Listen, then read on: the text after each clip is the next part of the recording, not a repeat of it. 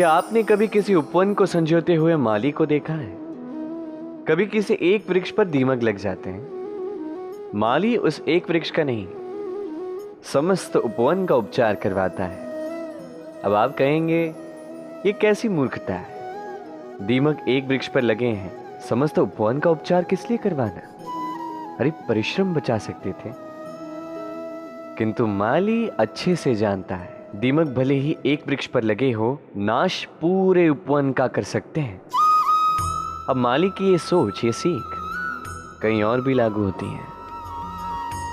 इस संसार में हम केवल अपने परिवार के विषय में सोचते हैं, उनका ध्यान रखते हैं, प्रयास करते हैं कि वो संपन्न रहे, सुखी रहे, और उसी समय इस समाज के कुछ विरोधी तत्व इस समाज को खा जाते हैं, इसे नष्ट कर जाते हैं, और हमारा ध्यान केवल अपने परिवार पर। इसलिए जब बात आती है राष्ट्र की, देश की, तो उसके लिए भी निर्णय लेना होगा, उसके लिए भी त्याग करना होगा।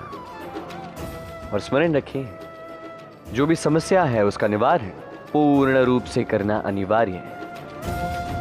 इस संसार में हर एक व्यक्ति जो अपने परिवार का भी ध्यान रखेगा, समाज का भी ध्यान रखेगा, और उचित रूप से इस देश का भी ध्यान रखेगा, तभी ये देश संपन्न कहलाएगा।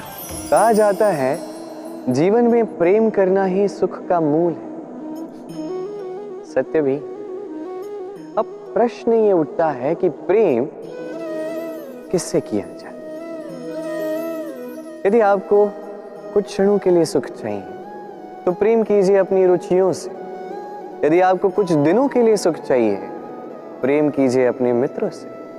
यदि आपको कुछ महीनों के लिए, कुछ वर्षों के लिए या अनेक वर्षों के लिए सुख चाहिए, तो प्रेम कीजिए अपने परिवार से, माता पिता, अपनी संतान, पति पत्नी, अपने संबंधियों से।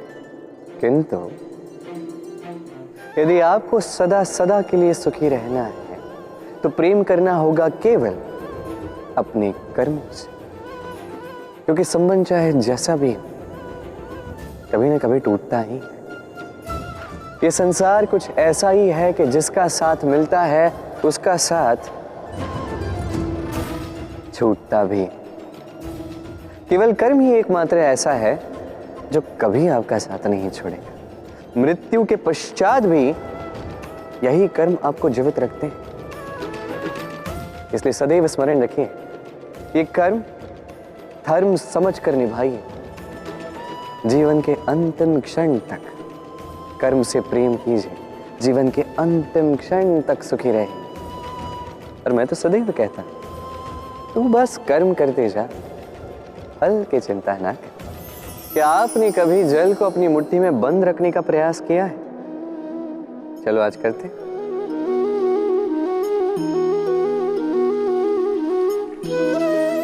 यदि आप मुट्ठी को कस के बंद करते हैं तो जल नहीं ठहरता। यदि आप उसे ऐसे ही बहने दें तो वो अपना मार्ग स्वयं बनाएगा और आपकी हथेली पर भी रुकेगा।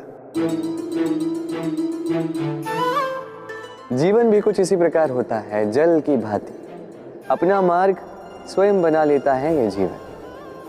हर एक समस्या का समाधान स्वयं बता देता है ये जीवन। इसलिए जीवन में जब भी परिस्थितियां हमारे अनुकूल ना हो, हमें समझ ही ना आ रहा हो, कुछ भी हमारे वश में ना हो, तो हम हताश हो जाते हैं, निराश हो जाते हैं। और यही तो नहीं करना है। शांत चित्त से देखना है इस जीवन में घटित क्या हो रहा है। पीड़ा सभी ने भोगी है। पीड़ा के समय कुछ क्रोध करते हैं, क्रोध में आके पराक्रम करते हैं। यही तो नहीं करना है।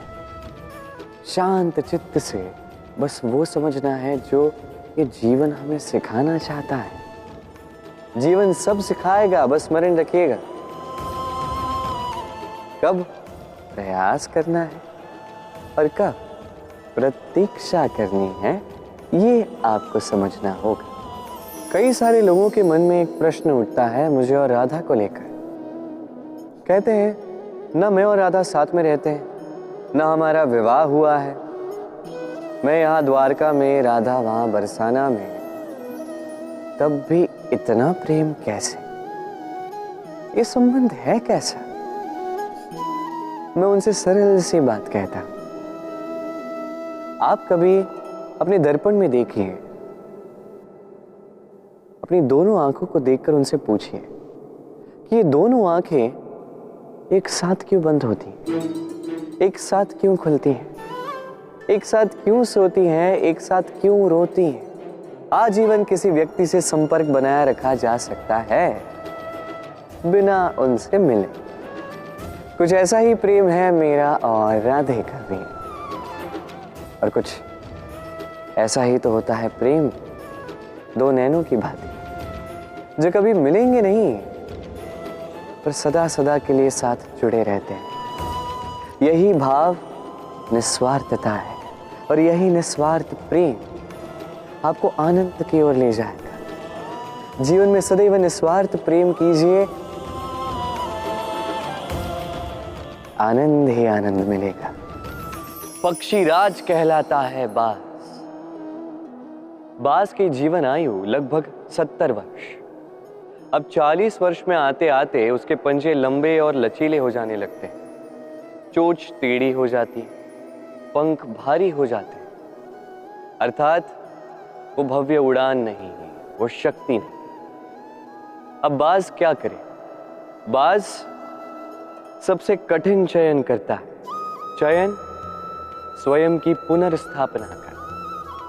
सर्वप्रथम किसी विशाल पर्वत पर जाता है, एकांत में अपना एक घोंसला बनाता है, और फिर चट्टान पर अपनी चोंच मार मार के अपनी चोंच ही तोड़ देता है। फिर प्रतीक्षा करता है चोंच के पुनः उग जाने की। फिर वही अपने पंजों के साथ भी करता है। तत्पश्चात अपने भारी पंख एक एक करके स्वयं नोच के निकाल देता है। फिर 150 दिन की पीड़ा सहने के पश्चात उसे फिर मिलती है वही भव्य उड़ान, वही शक्ति, और फिर वो जीवन के अगले 30 वर्ष जीता है। क्या